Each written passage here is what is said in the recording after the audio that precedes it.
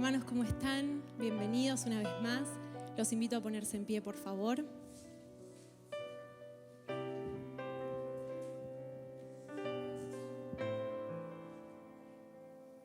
Gracias damos al Señor una vez más por estar juntos, compartiendo este tiempo en su casa.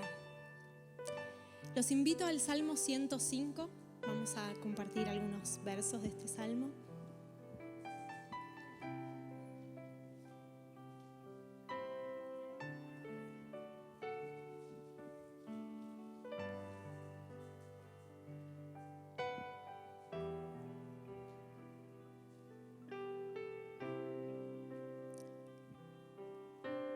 Este salmo comienza diciendo: alabad a Jehová, invocad su nombre, dad a conocer sus obras en los pueblos, cantadle salmos, hablad de todas sus maravillas, gloriaos en su santo nombre, alégrese el corazón de los que buscan a Jehová.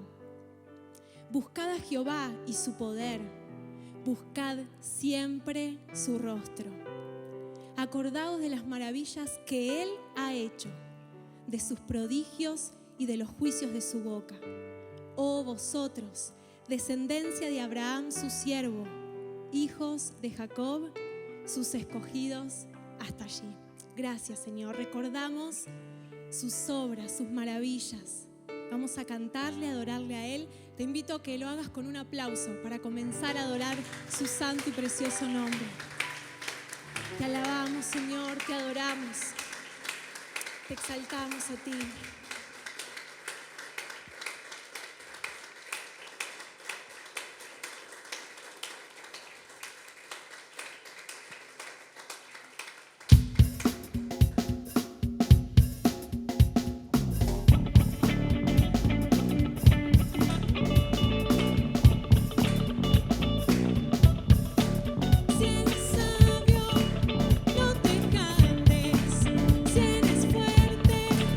No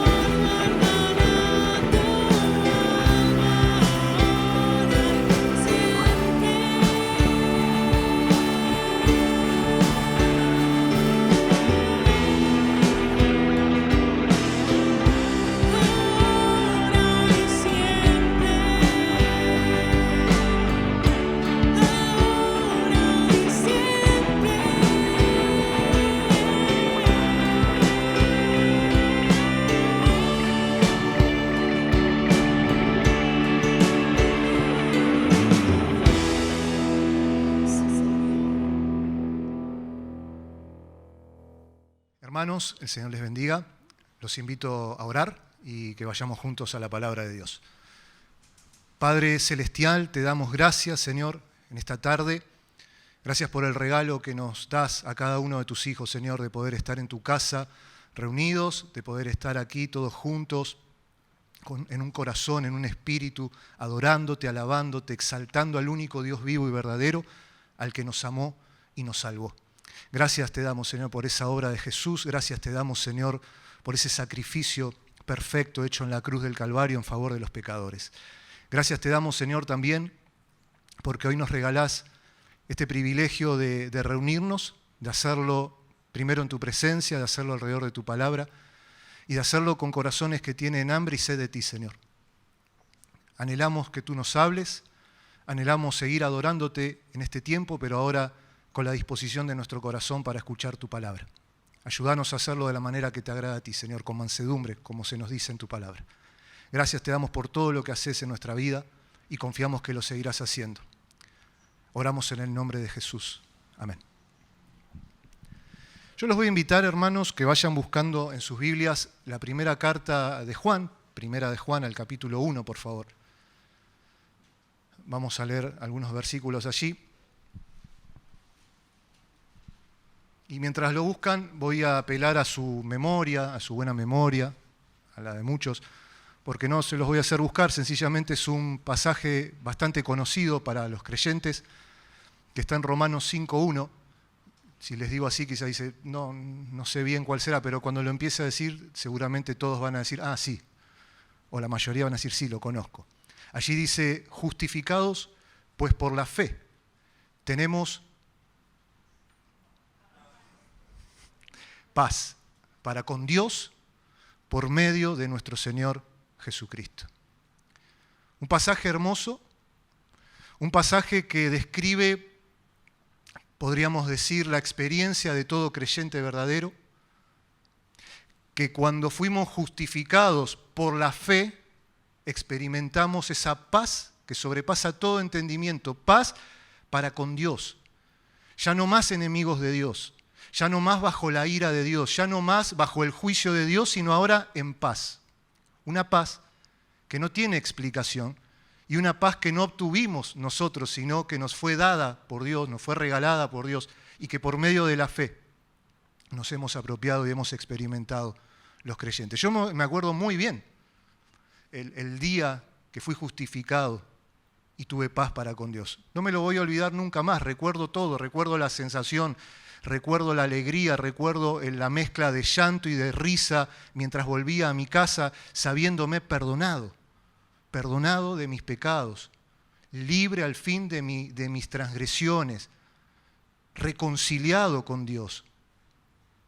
Pero también recuerdo muy bien que pasó un tiempo en esa situación, esa sensación de limpieza, de pureza que experimentamos cuando nacemos de nuevo, que es lo que la Biblia enseña. Y me acuerdo que pasó un tiempito y me encontré o descubrí horrorizado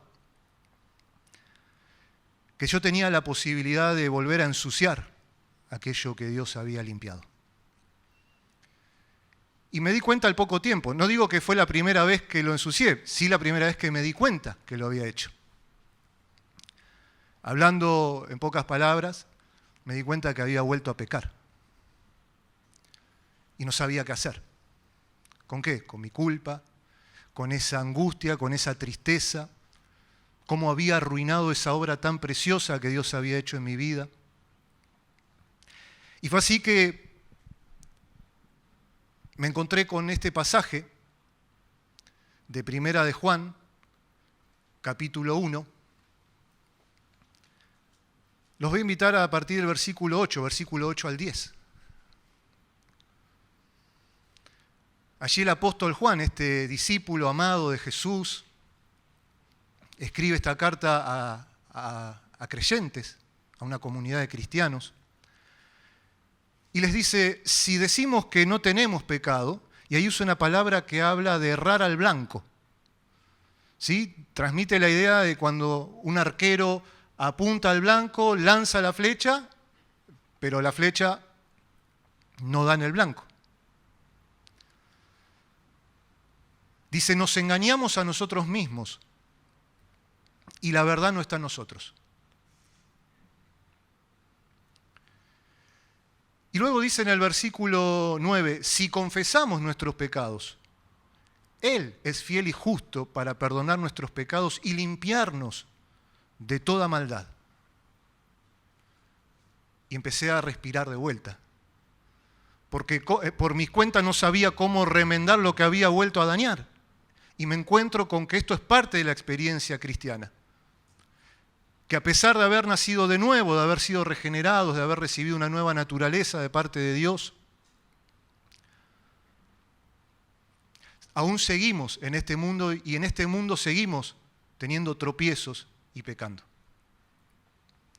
Pero Dios nos proveyó de una salida por medio de la confesión de nuestro pecado y la fe.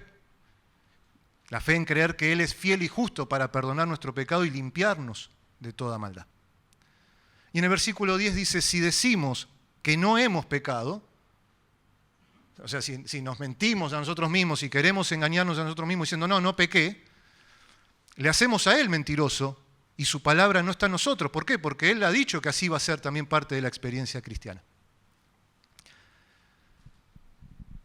Ahora, esto jamás el verdadero creyente lo va a tomar como una licencia para pecar. Peco porque total, si confieso, me perdona y me limpia. De hecho, ese pensamiento habla que tenemos que revisar si realmente hemos creído en Él, si realmente hemos sido justificados con Dios por medio de la fe, por medio de Jesucristo y tenemos paz para con Dios. Porque el verdadero creyente, una marca característica del cristiano es que aborrece ese pecado. Ya no vive cómodo en el pecado, ya no es su lugar su hábitat ya no es el chiquero, sino que hay una batalla y una lucha diaria por la santidad, por caminar de la manera que Dios nos llama a caminar y está dispuesto a ayudarnos a caminar. Perfectamente, no, aquí nadie, excepto Jesús. Pero anhelando esa perfección, sí, todo hijo de Dios, todo hijo verdadero de Dios, anhelando caminar cada día más lejos de ese pecado que costó la sangre de Jesús para rescatarnos. Por eso Juan, pensando que alguno puede leer esto y decir, qué bueno, a partir de ahora entonces ya peco y confieso y me perdona. Confieso es una palabra aquí en el Nuevo Testamento que tiene la idea de ponernos de acuerdo con Dios, de decir lo mismo que Dios dice. ¿Con respecto a qué? Con respecto al pecado. Significa que no vamos delante de Dios a decir, sí, Señor, vos sabés que tuve un desliz. No, lo llamamos como la Biblia lo llama, pequé. Y lo confieso, y Dios me limpia. Y Juan, previendo que alguien podía pensar esto, en el capítulo 2, están muy cerquita, versículo 1 de la misma carta y versículo 2, dice, hijitos míos, estas cosas os escribo para que no pequéis. Le está diciendo, no les estoy diciendo, vayan, pequen tranquilos, total ahora. No, les estoy escribiendo esto para que no pequéis. Y si alguno hubiere pecado, porque no ignoro que en el camino vamos a pecar, dice, abogado tenemos para con el Padre a Jesucristo el justo, y Él es la propiciación por nuestros pecados, y no solamente por los nuestros, sino también por los de todo el mundo, por los de todo aquel que cree el mensaje del Evangelio. La salvación está dispuesta, Dios la ha puesto a disposición de todo ser humano, no de un grupito, de todo aquel que se arrepiente y cree en el Señor.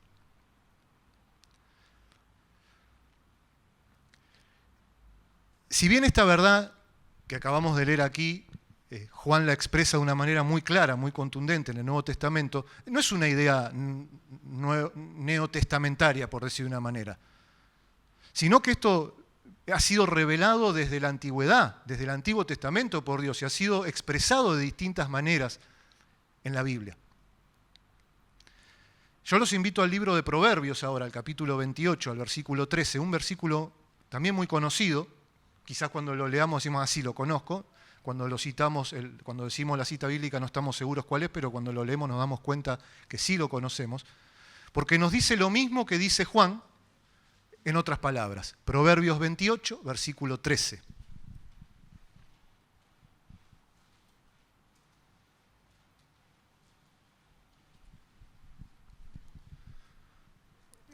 Allí dice Proverbios 28, versículo 13. Vamos a dar un tiempo a que todos lleguen allí.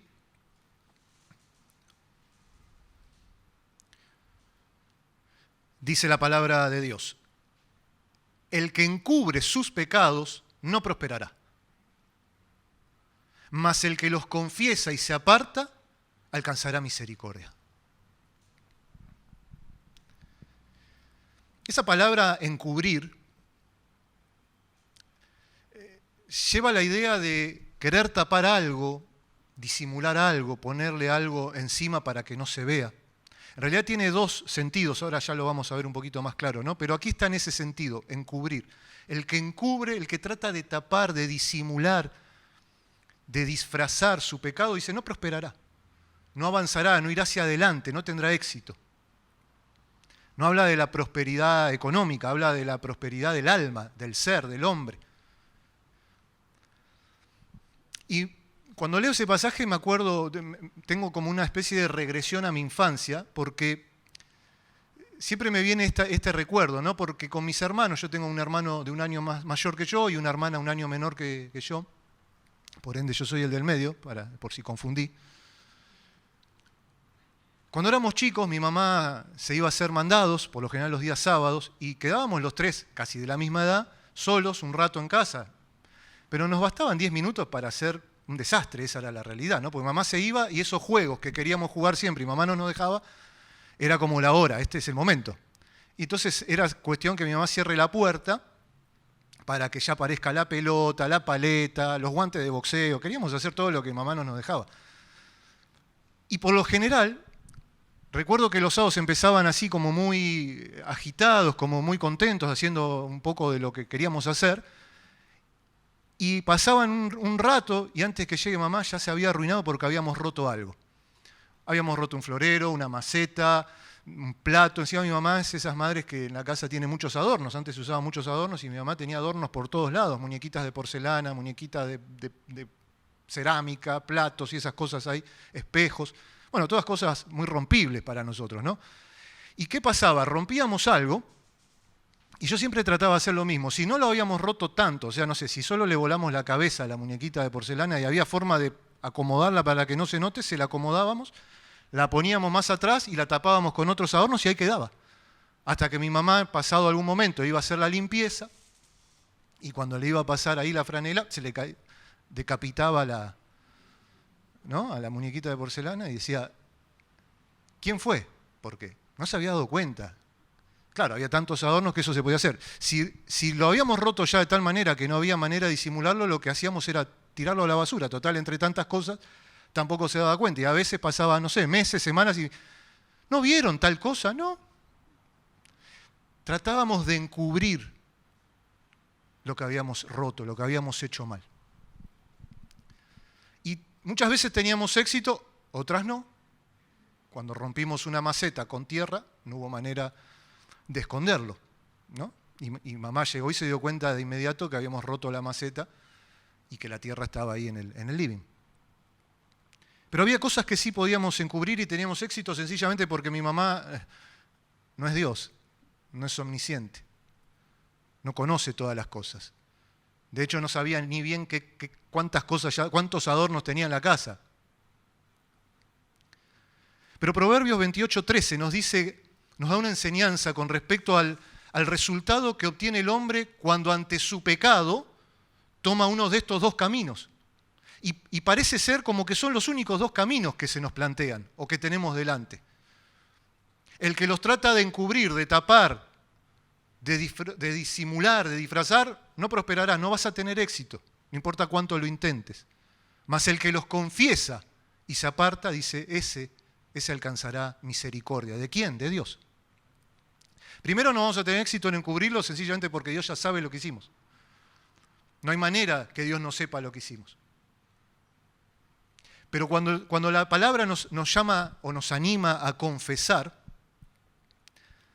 fíjense que dice, el que los confiesa y se aparta. Confiesa viene de una raíz hebrea que transmite la idea de extender las manos. Es una palabra que está relacionada con la alabanza, con la adoración y también con la confesión de pecado. Es la misma palabra. Extender las manos, claro, en el contexto de la adoración o de la alabanza se entiende extender las manos hacia Dios, elevando a Dios nuestra alabanza, nuestra adoración a Él. Pero en el contexto de la confesión tiene que ver con levantar nuestras manos a Dios, extenderlas hacia Él, esperando recibir de Él misericordia. Y después dice, el que se aparta, ¿no? Y esto de confesar está siempre acompañado por la actitud de apartarse del pecado. Y tiene que ver con el arrepentimiento, con el genuino arrepentimiento. No es posible confesar un pecado del cual no quiero apartarme. Sería hipocresía que Dios también conoce. Perdoname, nunca más quiero hacer esto. Él sabe cuando en verdad queremos apartarnos del pecado. Y también sabe que no podemos apartarnos por nosotros mismos, por nuestra fuerza. Pero ¿qué dice? El que confiesa y se aparta tiene este deseo, esta actitud genuina del corazón de alejarme de eso, que me aleja de Dios, de dejar de hacer aquello que deshonra a Dios. Él me da esa misericordia, esa gracia necesaria primero para perdonarme y después para que me pueda apartar de ese pecado. Entonces, de esta manera la Biblia nos está advirtiendo sobre el más inútil e infructuoso de todos los esfuerzos que el ser humano puede hacer. El esfuerzo por encubrir nuestro pecado delante de Dios. Y nos dice o nos anima que no lo intentemos, que es en vano, que no sirve de nada, que no vas a tener éxito. Y te dice cuál es el camino verdadero del éxito, qué es lo que sí hay que hacer con esa culpa, con esa vergüenza, con ese pecado, con esa angustia, confesarla, llevarla delante de Dios, extender nuestras manos hacia Dios y saber que Él nos va a dar misericordia. Y esta idea de confesar como extendiendo las manos y apartarnos es vaciar las manos de ese pecado para estar dispuestos ahora sí a recibir de Dios la misericordia. Imagínate extender las manos a Dios con tu pecado, agarrado a tu pecado, diciéndole, perdoname, tené misericordia de mí. Dios te mira y te dice, soltalo, ¿no? Porque apartarse tiene que ver eso, soltar, dejar, abandonar. Ahora, sin embargo, a pesar de lo claro que es la Biblia con este tema, ¿no? Con este asunto, la verdad es que el hombre vive haciendo este esfuerzo inútil. Vive intentando hacer eso que la palabra dice que no va a tener éxito. Sin embargo, la tendencia del ser humano ante su pecado es tratar de encubrirlo en lugar de confesarlo. Y lo vemos desde el Edén, lo vemos desde el comienzo de nuestros primeros padres. Cuando pecaron y se dieron cuenta de su vergüenza y de su desnudez, lo primero que hicieron fue coser su vestido de hojas de higuera. Vamos a tratar de tapar esto que me avergüenza, esta culpa que siento, y hago un vestidito de hojas de higuera y me lo coloco, pero no tuvo éxito. Aunque estaban vestidos por fuera, seguían sintiéndose desnudos ante la voz de Dios que se paseaba al aire del día en el huerto. ¿Por qué? Porque, como dice la palabra, el que encubre su pecado no prosperará.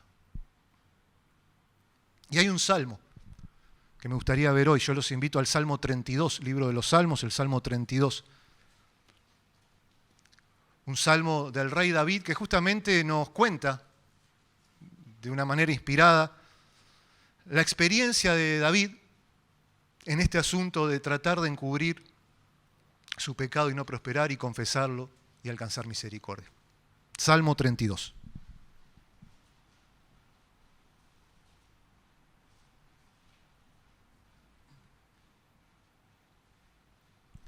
Se piensa que David escribió este salmo después de haber pecado, cuando estuvo donde no tenía que estar, miró lo que no tenía que mirar, codició lo que no tenía que codiciar, tomó lo que no tenía que tomar, trató de encubrirlo y cuando no pudo, terminó siendo el autor intelectual de un homicidio de un hombre justo. El autor intelectual, porque el autor material fue la espada de un ejército enemigo, pero todo por un plan tramado por David. Y cuando uno dice o piensa, David no puede caer más bajo que esto, sí, cae más bajo porque después de todo eso trata de seguir encubriendo su pecado delante de Dios y se piensa que por más de un año Él no quiso confesar su pecado, sino que quiso encubrirlo, taparlo. Y le fue tan mal, hasta que confesó su pecado, que cuando confesó su pecado y experimentó el perdón de Dios, escribió este salmo que es de mucha bendición para los creyentes.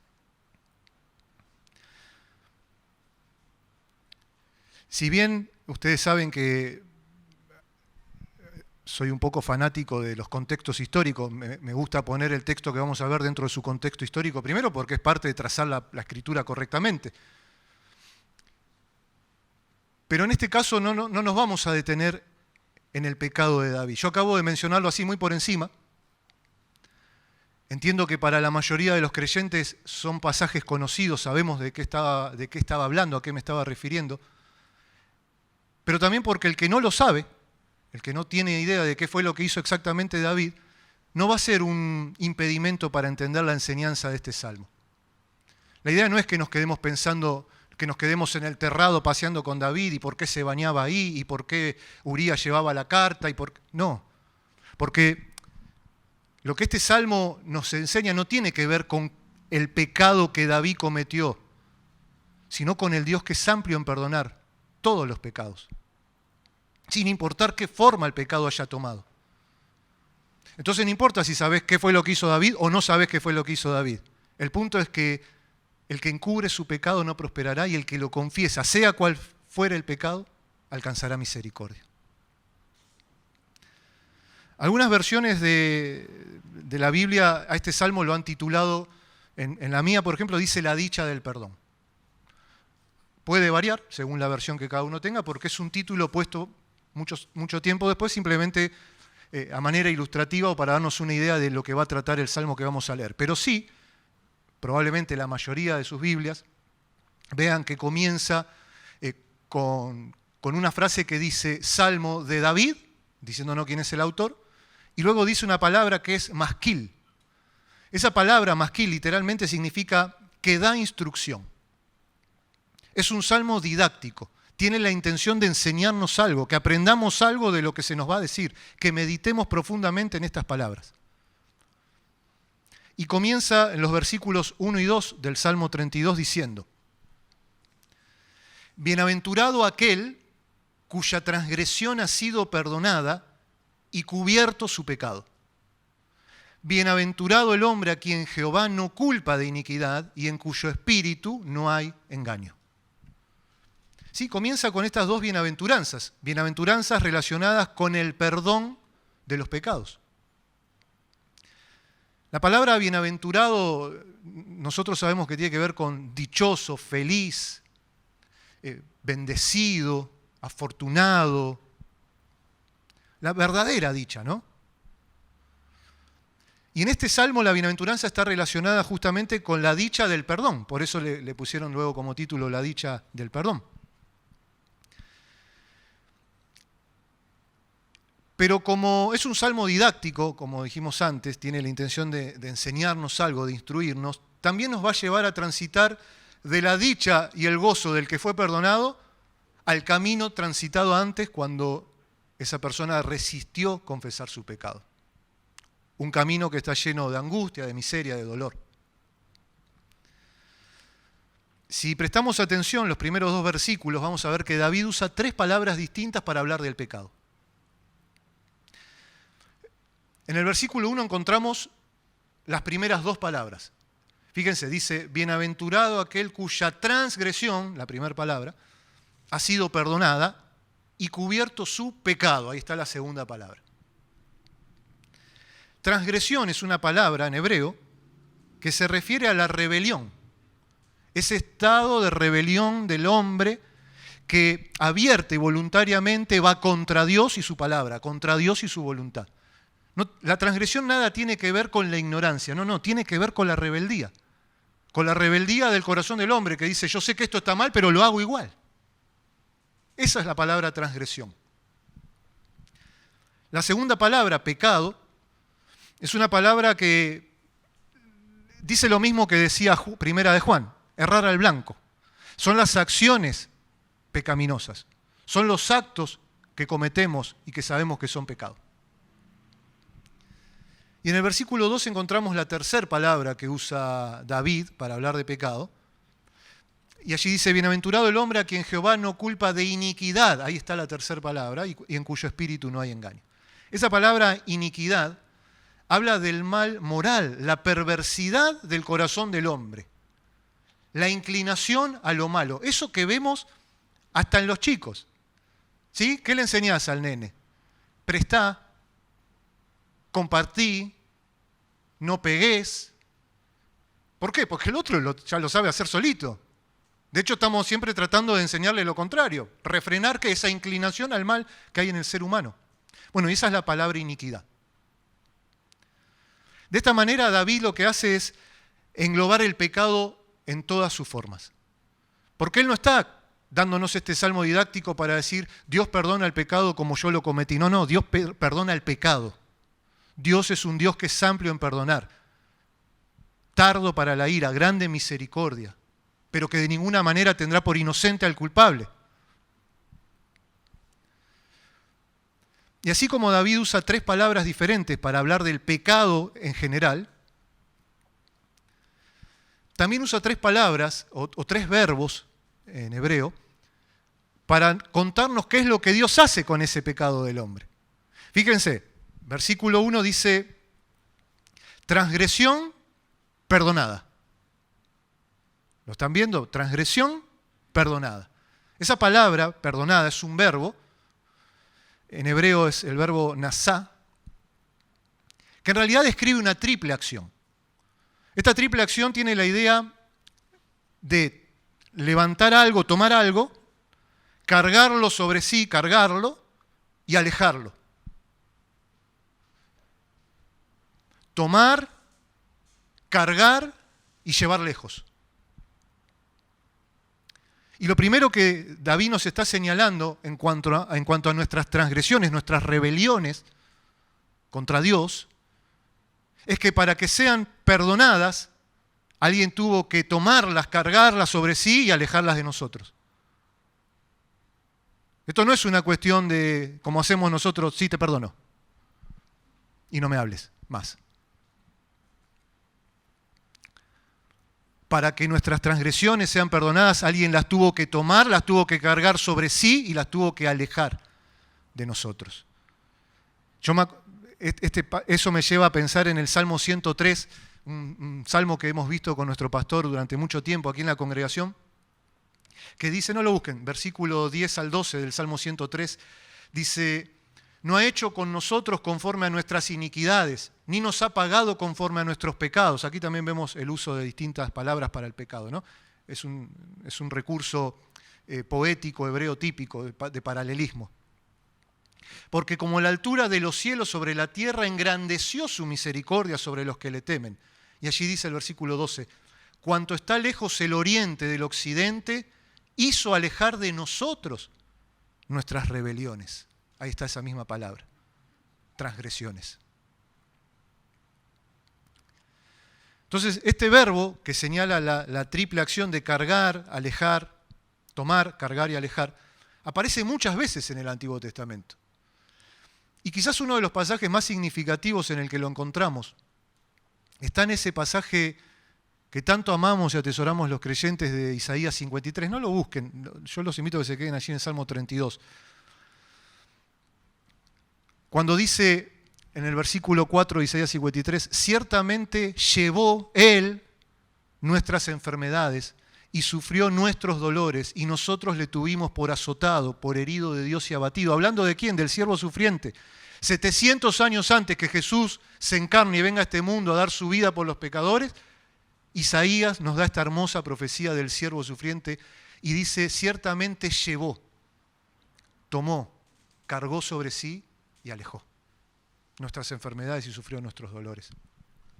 Y nosotros, dice, le tuvimos por herido de Dios y abatido, como que lo que le estaba pasando se lo merecía. Y dice el versículo 5, mas el herido fue por nuestras rebeliones, molido por nuestros pecados, el castigo de nuestra paz fue sobre él y por su llaga, por sus heridas fuimos nosotros curados. Gracias, Señor. Y en el versículo 12 de ese mismo Isaías 53 dice, por tanto yo le daré parte con los grandes, hablando Dios de ese siervo sufriente, y con los fuertes repartirá despojos, por cuanto derramó su vida hasta la muerte y fue contado con los pecadores, habiendo él llevado el pecado de muchos y orado por los transgresores. Otra vez, habiendo él tomado nuestro pecado, cargarlo sobre sí y alejarlo muriendo en una cruz, siendo inocente. La misericordia de Dios. El segundo verbo que encontramos allí en el Salmo 32, en el versículo 1, y que está relacionado con el pecado, dice, y cubierto su pecado. Ese cubrir, como les decía antes, tiene un sentido positivo según el contexto y un sentido negativo según el contexto. En su sentido positivo, como lo está usando acá David, tiene que ver con cubrir, poner cubierta sobre algo, cobijar de tal manera que eso quede tapado de la vista de Dios. Y como leíamos antes en Proverbios 28:3, esa misma palabra se traduce como encubrir en este sentido negativo. Cuando yo trato de tapar algo y disimularlo, ¿sí? Cuando le ponía la cabecita a la muñeca de porcelana decapitada por la pelotita de tenis.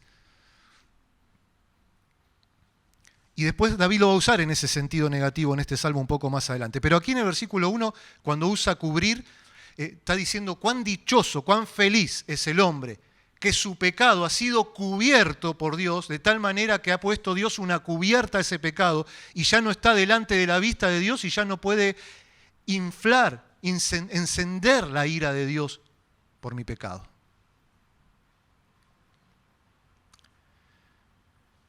El tercer verbo que usa David en el versículo 2 dice, y no culpa de iniquidad. No culpa. Este verbo no culpar tiene que ver básicamente con la idea de considerar a alguien o algo lo que no es. Y eso es lo que hace Dios con nosotros.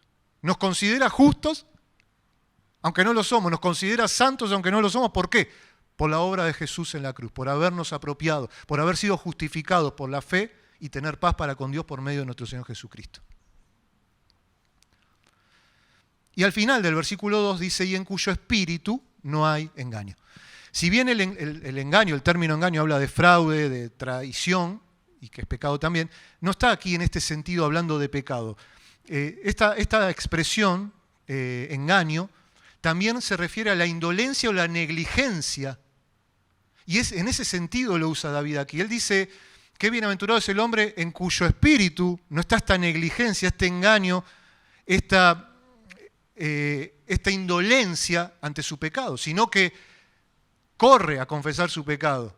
No lo quiere encubrir, lo quiere confesar, quiere sacarlo de encima, quiere que Dios le ponga esa cubierta, que lo quite de la mirada. Ahora, a partir del versículo, esta frase en realidad está también haciendo una transición hacia los otros versículos, 3 y 4, porque si bien David comienza este salmo desde la posición de la dicha del perdón, el gozo, la alegría de ser perdonado, ahora en el 3 y en el 4 nos dice, pero antes de yo estar así de gozoso y de dichoso y de bienaventurado, hice lo que no debía hacer. Yo traté de encubrir mi pecado y me fue muy mal. Y se los voy a contar, porque este salmo es un masquil, es un salmo didáctico. Les quiero enseñar que no hagan lo mismo, que es inútil ese esfuerzo. Fíjense, versículo 3 y 4 dice, mientras callé, se envejecieron mis huesos en mi gemir todo el día, porque de día y de noche se agravó sobre mí tu mano.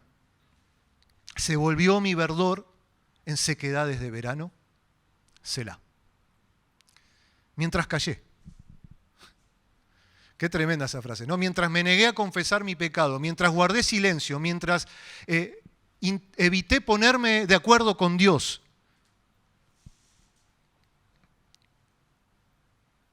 Mientras me dediqué a coser mi vestido de hojas de higuera, se envejecieron mis huesos. David sintió en su propio cuerpo los efectos del pecado no confesado. Y no habla del envejecimiento natural al cual todo cuerpo está expuesto desde que nace, no. Él está hablando de esa sensación interna que estaba experimentando mientras él trató de encubrir su pecado. Él sentía que por dentro estaba envejeciendo. Y yo pensaba, qué tremendo, ¿no? Porque este hombre de Dios, David, lleno del Espíritu Santo, en un momento de su vida pudo escribir un salmo, no lo busquen, es un salmo muy breve, solo 3 versículos, Salmo 131. Pudo escribir este salmo tan precioso en el que él dice: Jehová, no se ha envanecido mi corazón, ni mis ojos se enaltecieron, ni anduve en grandezas, ni en cosas demasiado sublimes para mí. En verdad que me he comportado y he acallado mi alma como un niño destetado de su madre. Como un niño destetado está mi alma. Espera, oh Israel, en Jehová desde ahora y para siempre. Este hombre que en un momento sentía que su alma era tan segura, tan acallada, como un niño, como un bebé de pecho recién alimentado y descansando en los brazos de su madre, mientras cayó su pecado, sentía que envejecía sus huesos.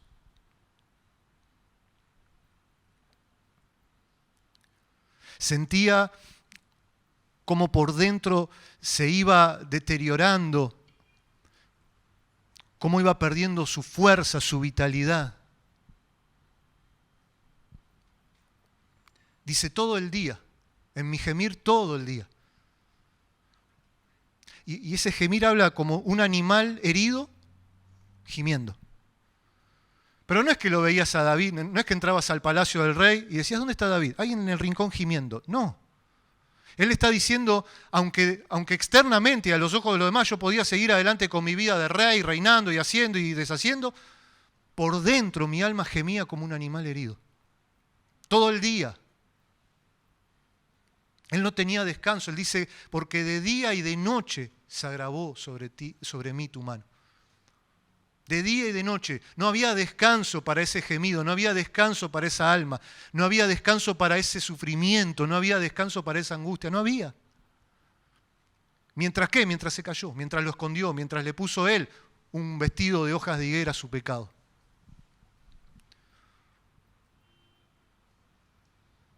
Y él sentía que la misma mano de Dios que lo había levantado como rey, que lo había guardado, que lo había guiado, que lo había usado, que lo había ungido, ahora estaba sobre él con todo su peso, quebrantándolo. ¿Para qué? Uno dice. Para que se arrepienta, para que confiese su pecado.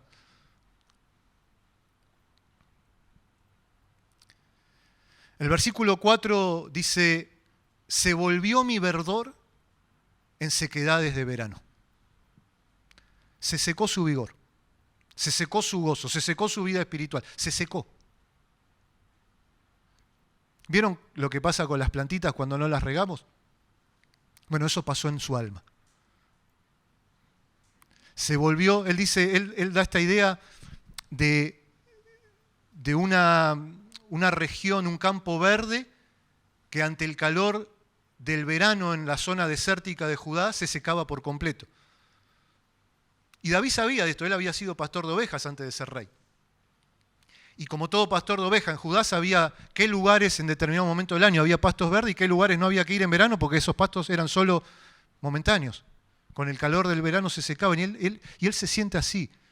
Él se siente como ese campo que había sido verde, que había sido alimento, que había sido fructífero, ahora seco por completo.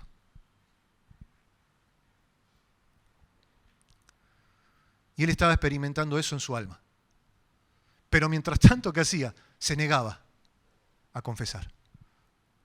Se negaba a soltar, se negaba a vaciar sus manos para levantarlas a Dios en arrepentimiento y recibir misericordia.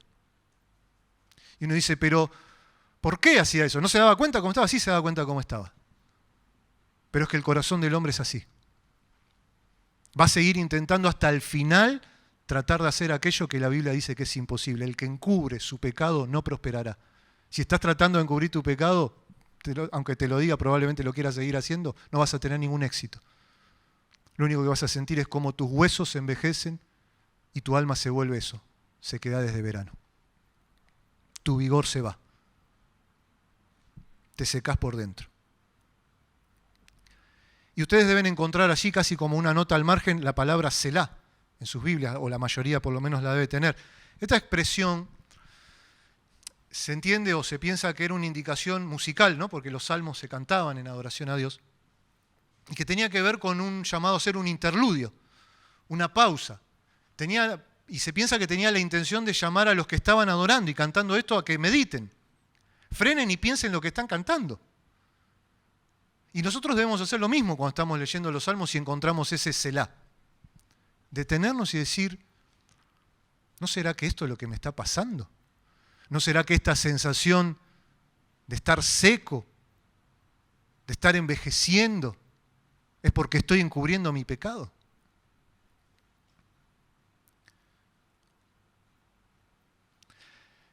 Pero en el versículo 5, David reacciona. David vuelve en sí. Es como el hijo pródigo ahí de la parábola de Jesús, de Lucas 15, ¿no? Que cuando estaba en el chiquero, en una provincia apartada, apacentando cerdos y deseando pelearse con los cerdos para comerle la comida a los cerdos, dice que vuelve en sí, dice, iré a casa de mi padre y le diré, Padre, he pecado contra el cielo y contra ti, ya no soy digno de ser llamado tu hijo. Y David aquí también vuelve en sí. Muchos piensan que este versículo 5 o este volver en sí tuvo que ver con la visita del profeta Natán, cuando amonesta a David y lo lleva por medio de una historia a que reconozca que él había pecado. Fíjense, dice el versículo 5, mi pecado te declaré y no encubrí mi iniquidad. Fíjense, ¿no? Como empieza con la dicha del perdón. Luego te lleva a ese camino de ruina, de sequedales de verano, de angustia, de oscuridad. Y vuelve en sí, dice, ante todo esto dice, mi pecado te declaré. Y no encubrí, ahí está otra vez la palabra, mi iniquidad. Dije, confesaré mis transgresiones a Jehová y tú perdonaste la maldad de mi pecado. Selah. Alguno dirá, igual que la canción que cantamos acá en la congregación. Sí, claro, está tomada de aquí, ¿no? Ahora vean cómo David reacciona. Y cómo vuelve a usar, aunque en un orden diferente, los mismos 3 términos o 3 palabras que usó para hablar del pecado en toda su magnitud. Él dice, mi pecado, mis yerros al blanco, mis acciones pecaminosas, te declaré. Esa palabra es la misma que confesar, levantar las manos a Dios. Después dice, no encubrí mi iniquidad, ahí está otra vez, mi iniquidad. Y la palabra... Y aquí está la palabra no encubrí, en este sentido negativo que decíamos antes. No le puse yo la cubierta. Dejé de esconderlo. ¿Qué cosa? Mi iniquidad, mi mal moral, mi desviación interna. Y después dice, confesaré, otra vez confesar, levantar las manos a Dios, mis transgresiones, mis rebeliones. David hace como un recorrido otra vez por todo su pecado, pero ahora declarándolo. Declarando todo su pecado. No dejó nada fuera. No dijo, bueno, esto lo confieso y esto lo trato de seguir solucionando yo, cubriéndolo yo. No, lo confesé todo. ¿Y qué pasó? Y tú, dice, perdonaste la maldad de mi pecado. Yo confesé todo. ¿Y Dios qué hizo? Perdonó todo. Y tú perdonaste la maldad de mi pecado. Y otra vez encontramos la palabra Selah. ¿Sí? Otra vez nos está llamando a meditar. ¿En qué? En esto, en que David confesó todo y Dios perdonó todo. En que Dios es amplio en perdonar. Y ante el gozo de ese perdón, ante el gozo de esa restauración, ¿qué hace? Bueno, nos invita a todos a hacer lo mismo. Porque David sabe que transitamos este camino duro de tratar de encubrir. Y dice en el versículo 6, por esto orará a ti todo santo en el tiempo en que pueda ser hallado. Ciertamente la inundación de muchas aguas no llegarán estas a él. Por esto, dice David. ¿Por qué? Porque el que encubre su pecado no prosperará, mas el que lo confiese y se aparta alcanza misericordia. Por esto, orará a ti todo santo en el tiempo en que pueda ser hallado. Nosotros al santo lo asociamos con la persona que no peca. Bueno, pero la Biblia nos dice que el único que no peca es Jesús. Y que en tal caso somos santos por lo que Él hizo por nosotros, apartados para Dios, separados para Dios. Y dice, por esto orará a ti todo santo en el tiempo en que puedas ser hallado. Fíjense que la confesión es hacia Dios. La confesión del pecado es hacia Dios. Porque el que perdona nuestros pecados es Dios, ningún hombre. Y nos anima a confesar nuestro pecado y nos dice que hay un tiempo propicio para eso. Un tiempo en que podemos orar y buscar el perdón de Dios. Un tiempo en el cual el Espíritu Santo nos está entristeciendo, quebrantando, contristando, con una tristeza que no es según el mundo para muerte, sino que es según Dios para eso, para arrepentimiento, para salvación, para perdón. Y al mismo tiempo nos deja esta reflexión, ¿no? Si hay un tiempo propicio, un tiempo en que puede ser hallado, también hay un tiempo en que ya no. Es muy peligroso pensar que siempre hay tiempo para, sobre todo entre nosotros, simples mortales, que no sabemos ni si de aquí llegamos a casa. Entonces David nos dice, no encubras más tu pecado, confesalo, porque hay un tiempo propicio y hay un tiempo en el cual ya no podrá ser hallado. Ciertamente, dice, en la inundación de muchas aguas no llegarán estas a él. Y el versículo 7 dice, tú eres mi refugio, me guardarás de la angustia, con cánticos de liberación me rodearás. Selah. Esa inundación de muchas aguas parece ser una alusión al juicio divino. David confía en que el perdón de Dios es tan real y tan suficiente para aquellos que lo experimentan, para aquellos que confiesan, que son librados del juicio, que ya no hay juicio, que ya no hay condenación. Y en el versículo 7 hace algo que es de mucho provecho para nosotros, ¿no? Porque él nos recuerda que si bien el perdón de Dios es real y es completo y somos librados de la ira, el pecado trae consecuencias. Y en este mundo hay consecuencias. Y él sabe que las va a tener que atravesar. Alguno recordará que cuando Natán justamente lo confronta con su pecado, le dice, tu pecado fue remitido, pero por lo que hiciste con Urías, la espada no se apartará de tu casa. Va a haber consecuencias, David. Pero David sabe esto, ¿qué? Que Dios es un refugio seguro. Él se ha refugiado en Dios. Esa mano que antes caía con peso sobre él, ahora que ha confesado su pecado y se ha apartado, son manos que lo sostienen seguros. Son manos que lo están cuidando y lo van a ayudar a transitar, ¿qué? Bueno, las consecuencias del pecado. Entonces peco porque, no, estas cosas os escribo para que no pequéis. Y si alguno hubiere pecado, abogado tenemos para con Dios, a Jesucristo el justo. Y David se ve a sí mismo rodeado, dice, de cánticos de liberación. En los versículos 8 y 9 toma la palabra Dios. Así por lo menos lo piensan muchos. Porque fíjense que hasta cambia la persona, el tiempo en el que viene hablando. Dice, te haré entender y te enseñaré el camino en que debes andar. Sobre ti fijaré mis ojos. Lo que está diciendo es que Dios no perdona, como decía antes, ¿no? Como perdonamos nosotros. Te perdono, pero no me llames, no me escribas, no me mires, no me hables, no me saludes. No, Él perdona y está dispuesto a restaurar, ¿qué? La comunión, la relación, al punto de que está dispuesto a, ¿qué? A guiarnos otra vez. Dice, te haré entender y te enseñaré el camino en que debes andar. Sobre ti fijaré mis ojos. Dios dispuesto a seguir guiando, mostrando el camino, cuidando. ¿Recuerdan eso de fijar los ojos?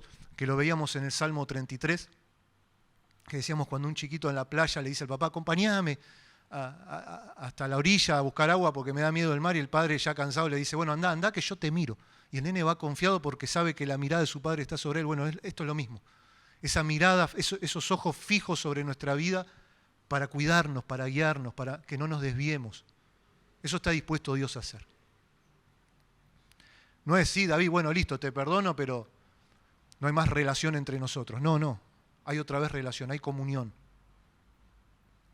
Y el versículo 9 dice, no seáis como el caballo o como el mulo sin entendimiento, que han de ser sujetados con cabestro y con freno, porque si no, no se acercan a ti.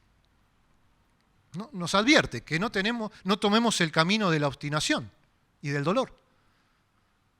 Nos habla del caballo y del mulo, ¿no? Que en su terquedad son animales que no se acercan a su amo si no es por medio de la brida, del freno, que se le coloca en la boca y que con eso que le ejerce dolor, se lo atrae hacia su amo. Y algunos leen esto y dicen, Bueno, pero en definitiva, si me porto como el caballo o como el mulo, me voy a acercar a Dios, porque por el freno y por el cabestro me va a terminar acercando a Dios. No, no es eso, no es esa licencia. No está diciendo que todos los que se comportan como caballo y como mulo y tratan de encubrir su pecado, finalmente por el medio del dolor se van a acercar a Dios. No, la Biblia no dice eso en ningún lugar. La Biblia dice que hay un gran peligro, ¿de qué? De endurecer nuestro corazón y que por nuestro corazón no arrepentido atesoramos ira para el día de la ira. Que nada te asegura realmente que por el dolor vas a terminar acercándote a Dios, que te podés endurecer tanto en tu corazón que te terminás alejando y que hay un tiempo en el que ya no puede ser hallado.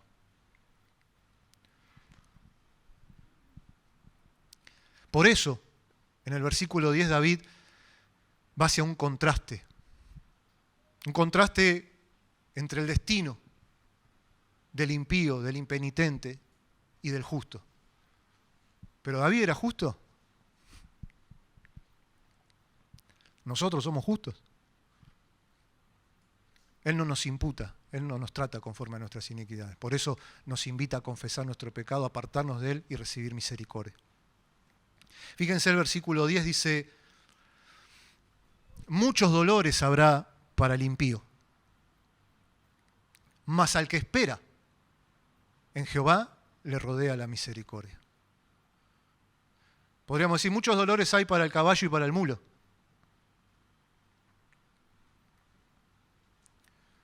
Mas al que espera, esa palabra es apresurarse a refugiarse. ¿En quién? En Dios. Mas al que espera en Jehová le rodea la misericordia. Antes se veía rodeado de cantos de liberación y ahora dice que al que espera en Jehová, al que se apresura a refugiarse en Dios, le rodea la misericordia de Dios. Y el versículo 11 cierra diciendo, alegraos en Jehová y gozaos, justos, y cantad con júbilo todos vosotros los rectos de corazón. David termina invitando a gozarnos, a alegrarnos en Dios, cantar con júbilo, y dice que es una invitación a todos los rectos de corazón. Y estas palabras las escribió este hombre que por mucho tiempo trató de encubrir su pecado hasta que dije, confesaré mis transgresiones. Y tú perdonaste la maldad de mi pecado.